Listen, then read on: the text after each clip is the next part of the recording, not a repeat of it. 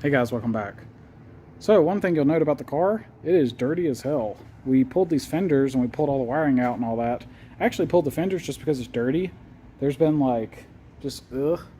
I had a bad feeling. I actually thought there was like some bugs in here or something, which maybe there was, but this thing just looked dirty and I was like, yeah.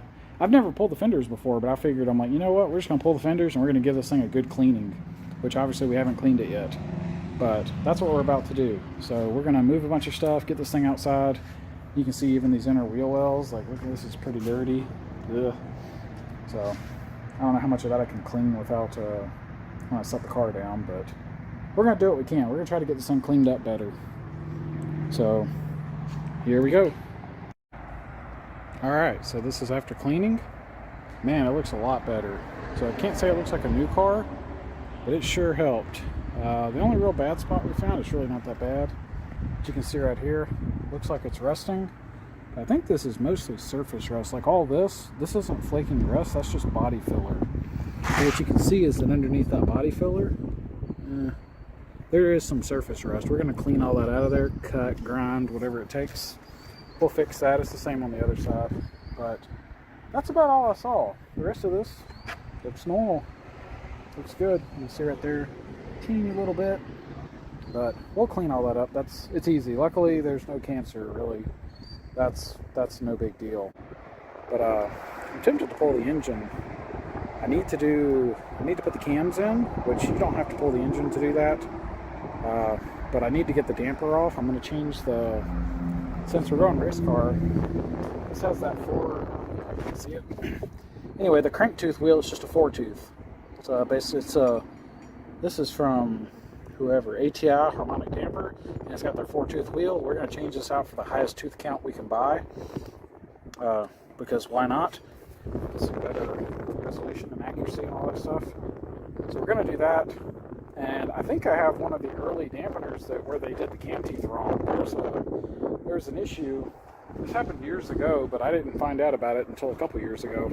But several years ago, ATI built some harmonic dampers where they timed the cam timing wrong, and it puts it a half a tooth off. And you know, I actually think this motor was affected. I think it was, because back when I had the motor before this one ran really good, and when I swapped this motor in, it had a lot less torque, all the way from like 4,000 to 4,500 and below. This motor felt like it was 20% weaker, and it was lower compression, but it wasn't that much lower. It was like a point or a half a point. I'd have to go look. It wasn't that big of a jump. So I was, maybe it was 1 point, but whatever. It should not have made it. It should have been a 4% or 2%, not a 20% difference. And I never could figure out why. And now I got a real good suspicion. For years I never knew what it was, but now I think I know. That dampener had my cams timed wrong.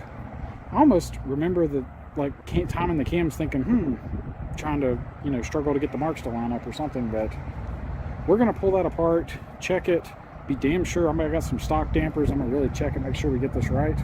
And if we don't, we'll swap it if we have to. I already contacted ATI. They said they'd swap it out if it's bad. So that's cool. So yeah, we'll get the damper on, we'll put the cams in. We do have 2 sets of cams, so we'll have to figure out, they're almost the same specs, but we'll put one of those in the motor. I might use the cheaper ones, we'll see. But I think the specs are about the same. I'll probably check, that's probably a good idea. I need to look into how to degree cams, because I'm not sure if I need to do anything. Being VVT, I really don't know. But yeah, something we gotta decide on. Maybe pull the engine, maybe not. One of the benefits of pulling the engine, it just makes everything easier to work on while it's out. And then this firewall, actually now you can kind of get a good look. There's a ton of holes. So there's 1, 2, 3, 4. That's a hole. That's 5. There's 6, 7, 8. Oh, little one, 9, 10. Big one, that's 11. Although that one's probably going to stay. And you can see up here, there's more holes in that one. And there's holes here and there and there. And another big one there.